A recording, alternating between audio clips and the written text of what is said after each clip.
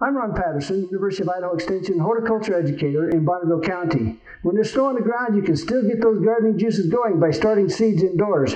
Here's a video I did while at Utah State University showing how to start seeds indoors. One thing you need to consider is which plants do you want to start indoors. Some plants do not transplant well. For example, radishes or carrots do not transplant well. They're better to start outdoors. So we'll save those from when we're planting outdoors. But you can get a jump on the season if you're going to be planting, say, peppers or cucumbers, or you've got some squash. There's some summer squash there. There's melons and tomatoes. You can even start, if you want to, you can start spinach and lettuce indoors. Most of these plants will transplant quite well. You just have to schedule out when you're going to be starting them and when you will need to get them transplanted and out into the ground. One of the things that determines when you will transplant these plants, if you're going to do peppers, you need a fair amount of time to get your peppers planted up and growing and transplanted and ready to plant outside. So you want to start peppers 8 weeks before you're ready to plant them outside.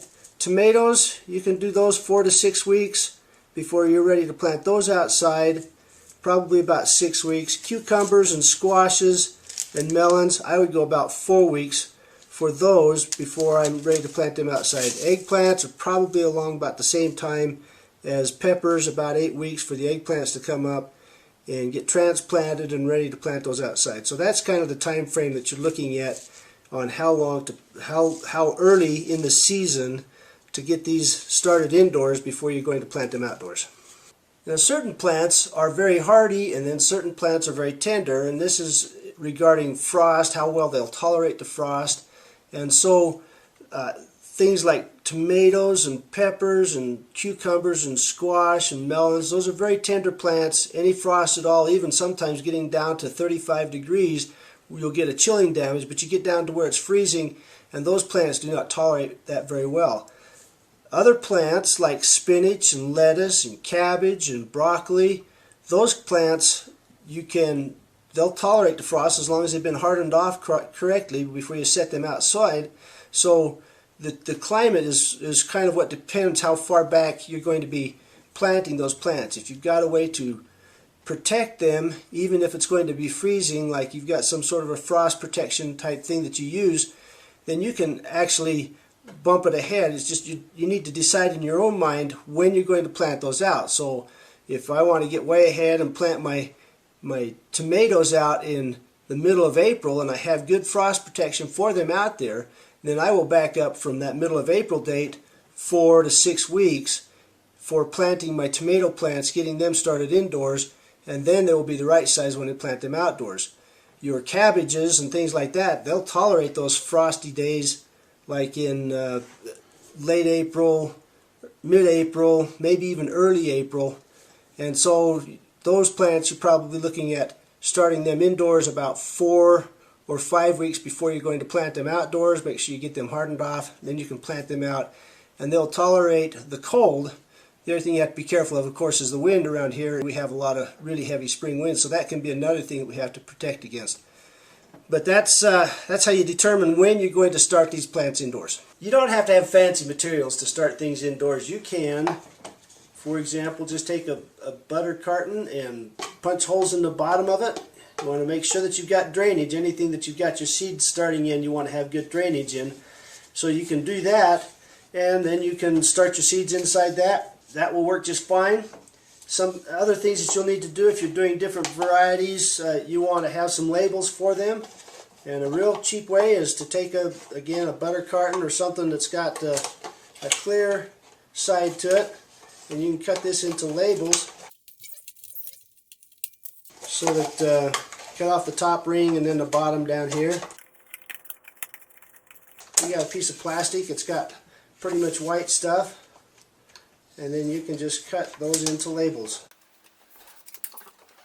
So I've cut that carton up. I've got lots of tags. You can have a 4-inch tag if you want, or if you want you can make them shorter. I like mine a little bit shorter because I don't need to have that much sticking up above. just enough to let me know what varieties I'm growing. Of course, if you wanted to, you could go to the store and buy labels, but I'm pretty cheap. There are different ways you can mark these little labels that we've made here. Crayons would work. They don't fade in the sunlight quite too bad, but they don't stay on. They'll rub off quite easily. There are these China markers or wax pencils that we can use these for, and you can write on your label what plants you're planting there, and those will do quite well. You can also use a Sharpie if you want to.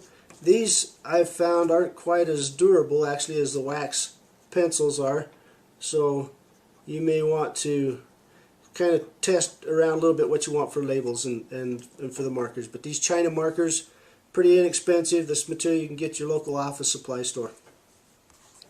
Another alternative to these inserts that you'd put in the flats would be to just get you a plastic 6-ounce Dixie cup and make the holes in the bottom of that. Again, you need to have drainage. These are pretty easy to just cut the corner out so that you've got drainage out of the bottom of that, and you can use those instead of these inserts. Again, another cheap way. If you don't want to have to buy a whole carton of inserts, you can just buy a package of plastic drinking cups, cut holes in the bottom of those and use those as well. So that's kind of the cheap way to do it. If you want to use flats, you can purchase flats at the store. For starting your seeds, you want to make sure that you have a flat that has holes in the bottom, again for drainage. So you want to make sure that you've got that. But if you're starting indoors and you're going to put this on your furniture, you'll probably want to have, in addition to that, a flat that doesn't have holes in the bottom of it, so that your wife doesn't get upset with you, or your husband, if you happen to leak all over the furniture. So you put a flat inside of a flat, you get the drainage, but it also is protecting your furniture from that water. If you want, you can purchase the inserts. They have these numbered based on how many cells. So this is an 804. There's 8 of 4 packs in the flat. They just fit right into the flat like that. But that's not what you typically, I don't have as good a success starting seeds in this. I start the seeds in the flat and then I transplant them. So what I have here is I have a flat of tomatoes that I started, and they're ready for transplanting. Now how you tell when you're ready for transplanting is you look at these leaves. You have these first 2, what we call seed leaves or cotyledons, are the first 2 leaves that come out on these types of plants. And then you have the first set of true leaves. When these first set of true leaves are about the same size as the cotyledons, then they're ready to transplant. So these tomatoes need to be transplanted, so that's what we're going to do. So as we look at this flat here, we can see that there's a variability in how big they are.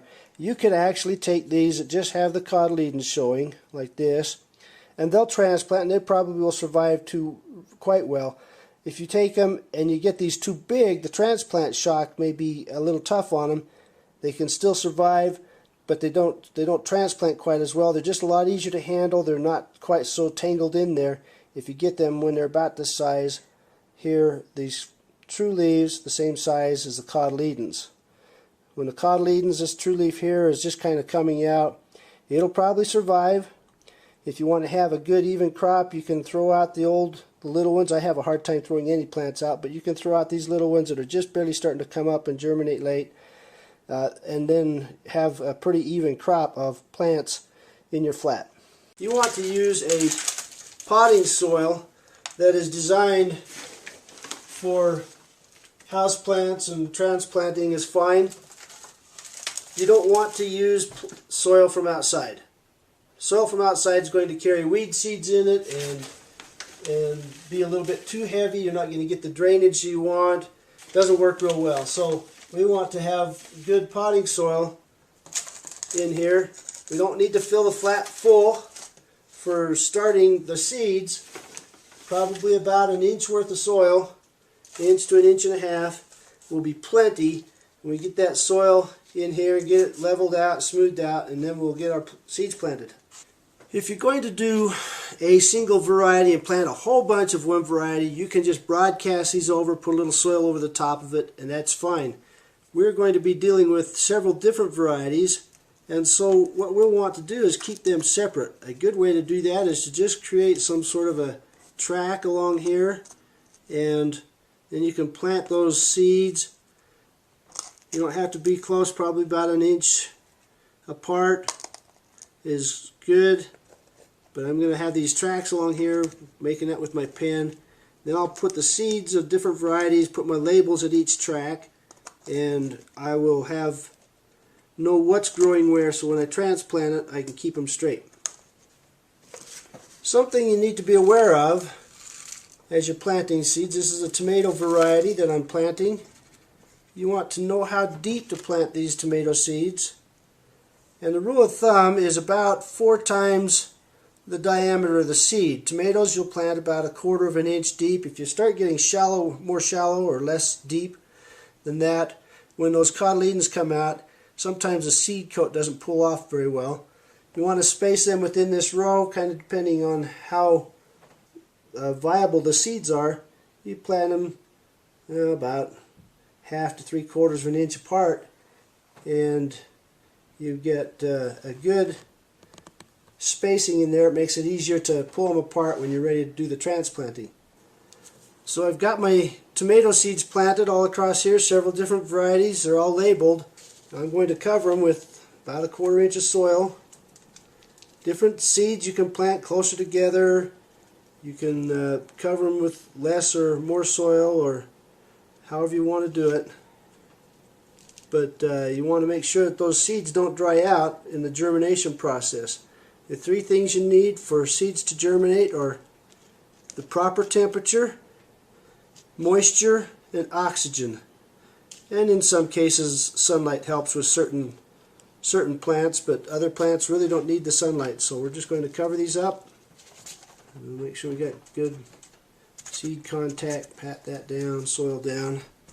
Another thing that I've found very helpful with seeds is to cover it over. You can cover a flat with cling wrap, the saran wrap, or whatever brand you use. You can just cover it over the top. You can get those commercial domes that you put over the tops of the flats. If you're going to do it in one of these pots, you can just put your soil in, your seed, and then cover that again with a saran wrap type cover. And that helps it so it doesn't dry out during the germination process. Once those start to germinate and they pull up and I see the seeds coming out, I'll take that dome off, because we don't want to have too high of a moisture content and encourage disease problems. But for germination, it's good to keep that covered and moist. So we'll get these watered in now, put the cover on them, and get them ready to start germinating, so we'll have some seeds pop up here in a few weeks. Now to water these in, you need to have moisture in there. I'd like to have my water actually just a little bit warm, but not hot. You don't want to get it too hot. You don't want to spray that water too heavily. The stream would wash out, so the spray pattern is better. And then you just lightly run the water over the top of your plants.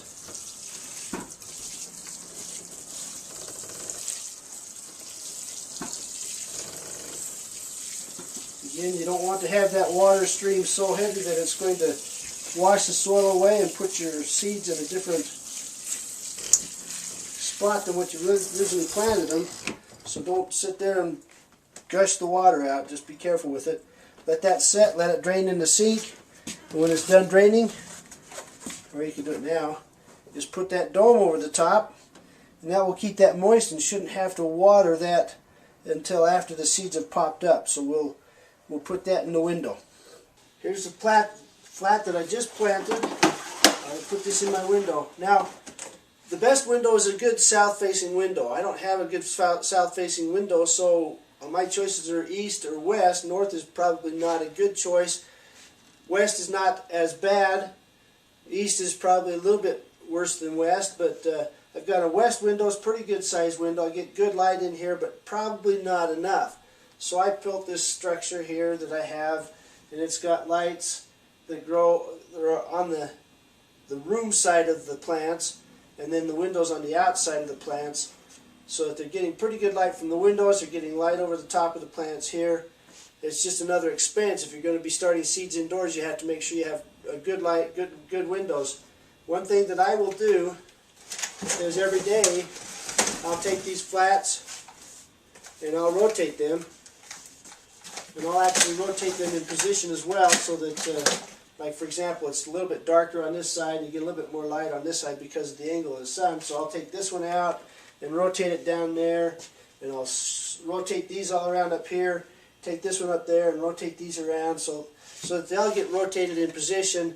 The plants will grow towards the light, they'll stand up straight, otherwise you'll get these reaching plants. So that's what I do to keep my plants rotated and keep them growing up tall. You need to think about, am I going to have to supply a little bit more light for these plants? Eventually I'll get these outside. I've got a place outside that I can keep them so it's not always quite this crowded. But this time of year it's always this crowded. So that's how I do my light. You really don't need to have light for tomatoes and peppers and whatnot until after they pop up. So I could put this flat here somewhere else if I'm crowded for space, and eventually then get it moved out. Get this put back in when they'll start to germinate. I can get them into where they'll have light, and that will help them to pop up and grow well. So that's how you handle the light with your indoor planting. So now that I've got these tomatoes are coming up real well, they're looking really good, I'm ready to transplant them into an individual pot. You can put them into pots this big, but they seem to do better if you do them steps at a time. You just have to consider that much more labor, maybe that much more soil. If you're going to get them planted out not too big, these smaller containers would be just fine. Again, here's the cup, the cheapo way to do it, and that works just fine. So lots of different ways you can do it, and they'll be happy and healthy. So you take your plant, you got the roots. When you grab it, don't grab it by the stem. It only has one stem. If you happen to tear a leaf, well, it's got more leaves to take its place, but it's only got one stem. Take a pen or a dibble stick of some sort.